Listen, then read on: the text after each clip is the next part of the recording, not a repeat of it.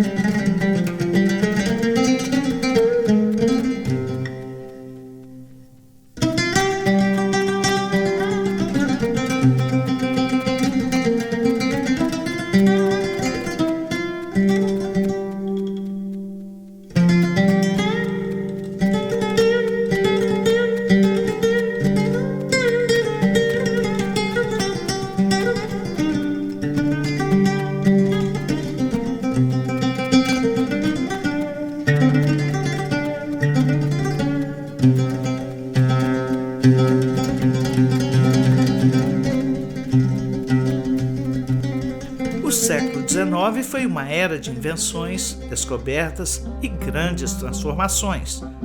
Avanços nas ciências exatas, biológicas e sociais mudaram o mundo. Não foi por acaso que a fotografia, a antropologia e o orientalismo surgiram juntos em meados desse século. O Brasil vivia os últimos anos do Império e plantava café para exportação. Na Europa, Charles Darwin, que esteve no Brasil no início do século XIX, publica o livro A Origem das Espécies. A difusão da teoria evolucionista fez emergir a antropologia física. O darwinismo social institui posições intelectuais como o etnocentrismo, o racismo e, sobretudo, o eurocentrismo. É possível olharmos hoje as fotografias daquele período e vermos nelas esses traços?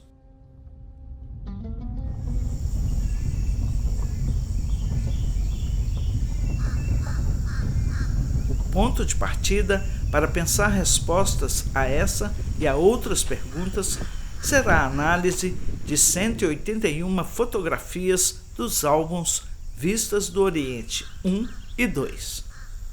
A coleção foi adquirida pelo escritor brasileiro Eduardo Prado, que esteve no Egito e depois narrou a sua experiência no livro Viagens, publicado em 1886.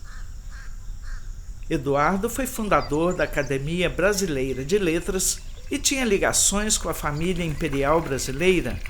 Serviu como adido diplomático na Inglaterra, morou em Paris, onde tornou-se amigo íntimo do escritor português Eça de Queiroz. E o que se sabe sobre o percurso inicial desses álbuns até a biblioteca do pequeno museu, onde agora estão abrigados?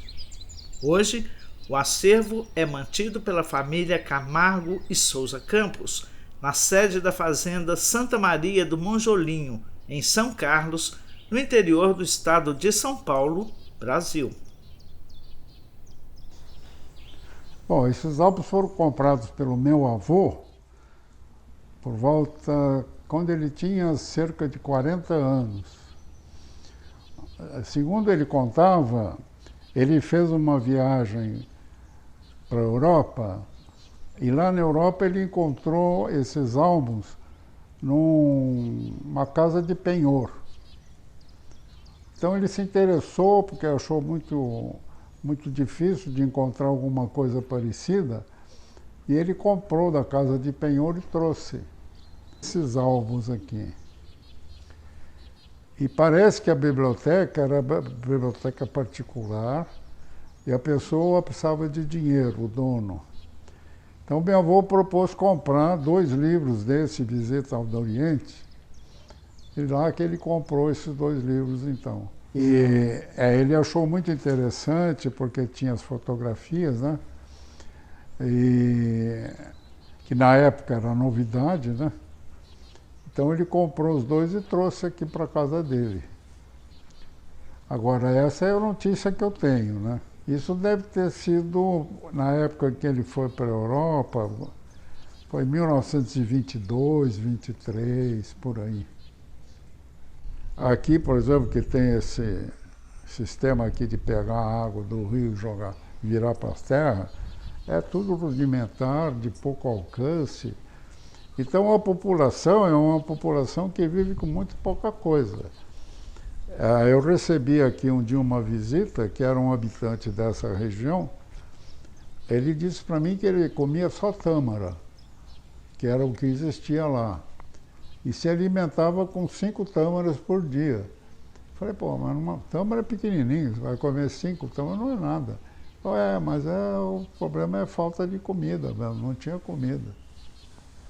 Então é um povo que tem uma vida muito difícil, né? E os ingleses ficaram lá um monte de tempo dominando essas áreas e nunca levaram nada, só tiraram, né? Para melhor compreender o conjunto Vistas do Oriente, a seleção inicial inclui imagens de 5 fotógrafos europeus, a família Bonfils, Antônio Beato e os irmãos Zangaki. São fotografias raras, bem guardadas, intocadas por décadas e nunca exibidas publicamente em Portugal ou no Brasil.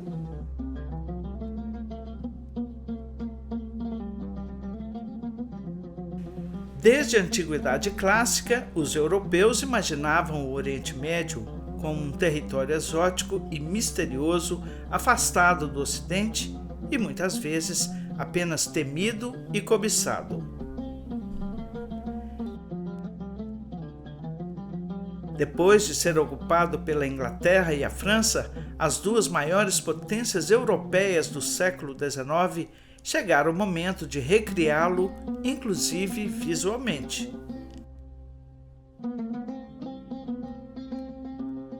A aparência incomum e atributos imaginários exagerados acabaram definindo e enquadrando as imagens da região. O Oriente e seus povos passam a ser representados de maneira genérica, inferiorizada e estereotipada também nas fotografias.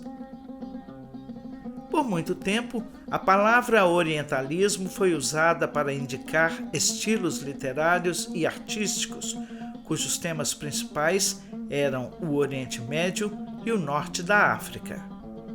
Mas o escritor palestino Eduardo Said ressignificou o termo com a publicação do livro Orientalismo em 1978. Para ele, o chamado Oriente foi criado como uma invenção do Ocidente. Said pesquisou representações em obras de escritores e pintores de várias épocas e identificou nelas um conjunto de normas elaboradas pelos europeus para disciplinar o modo como o Ocidente vê e procede em relação aos povos do leste. Não é raro uma nação converter outras culturas em adversários apenas por entendê-las como menos evoluídas. O outro torna-se um inimigo desumano e atrasado. Porém, nas palavras de Said, o orientalismo estruturou esse processo para transformá-lo em fundamento científico, em verdade. Criadas por fotógrafos europeus do século XIX, no apogeu colonialista, as vistas do Oriente podem ser analisadas como mediadoras de visões padronizadas e mitificadas do Oriente Médio, ou seja, do orientalismo. São olhares preconcebidos que até hoje se reproduzem visualmente no cinema, na televisão, na literatura, nas redes sociais, na imprensa e nas artes. É possível ver nas imagens daquele tempo certas características relacionadas ao orientalismo. As fotografias vernaculares tiveram e têm um importante papel articulador na construção desse território imaginado. Elas foram úteis e eficientes para fixar e difundir imagens estereotipadas do Oriente. Visto através das lentes do Ocidente, o que seria então o Oriente? Em termos antropológicos, do ponto de vista da criação de alteridade, a fotografia retratou aquela região como sendo, antes de mais nada, essencialmente diferente. Mas diferente do que e de quem? As imagens totalizantes do Oriente foram construídas por contraste. Dependiam de traços visíveis diretamente opostos aos dos europeus, retratados supostamente como superiores, iluminados e racionais. Além de visíveis, esses traços antagônicos deveriam ser claros e compartilháveis para sua dinâmica funcionar. Fotógrafos europeus voltados ao mercado do turismo criaram então imagens padronizadas que foram consumidas vorazmente. Nelas, o Oriente e seus povos são classificados e definidos a partir da sua aparência incomum em relação aos ocidentais, como a cor da pele, a maneira de se vestir e o uso de adornos, ou pelos comportamentos, crenças, posturas corporais e hábitos considerados excêntricos.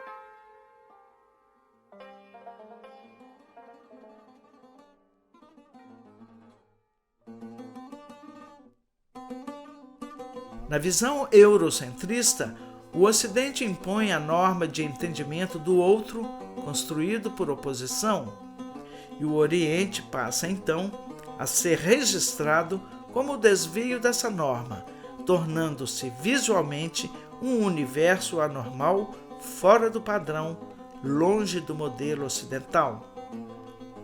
Povoado por tipos bizarros, estranhos, extravagantes e grotescos. habitado por pessoas atrasadas, imutáveis e indecifráveis, violentas e ao mesmo tempo sensuais. Uma paisagem remota e arruinada. Território imaginado, místico e mágico. O Oriente é transformado no lar, o lugar estrangeiro do qual eu não faço parte, o local daqueles diferentes de mim e dos outros que não são eu. Foi assim, por meio do suposto poder de verdade das fotografias e da invenção do Oriente, que os europeus, por contraste, construíram ilusoriamente a imagem de si mesmos como moralmente soberanos, perfeitos, racionais e civilizados. No entanto, o conceito de Ocidente torna-se também uma construção tão artificial quanto a de Oriente, porque é na oposição frontal ao exoticismo oriental exagerado que se cria a fantasia da superioridade europeia. Traçar diferenças visuais profundas entre o leste e o oeste continua sendo uma estratégia essencial para legitimar a ocupação e exploração de povos e nações da região. Ainda mais se levarmos em conta que o Oriente Médio se tornou um campo de batalhas visuais, onde as imagens continuam a regular a nossa verdade sobre os outros, em uma via de mão única. É assim, controlando os significados, que se controlam ideias, pessoas e coisas, tornando as imagens a extensão do discurso do poder que as produz e as habita. É verdade que as fotografias são mudas, porém, elas sempre nos contam histórias interessantes. No entanto, o que o estudo das imagens destes álbuns mostrou de mais importante foi que contar histórias de um único ponto de vista é perigoso, pois isso pode alimentar preconceitos e intolerâncias. Sim, elas são mudas, mas podem mostrar e nos fazer compreender muitas coisas.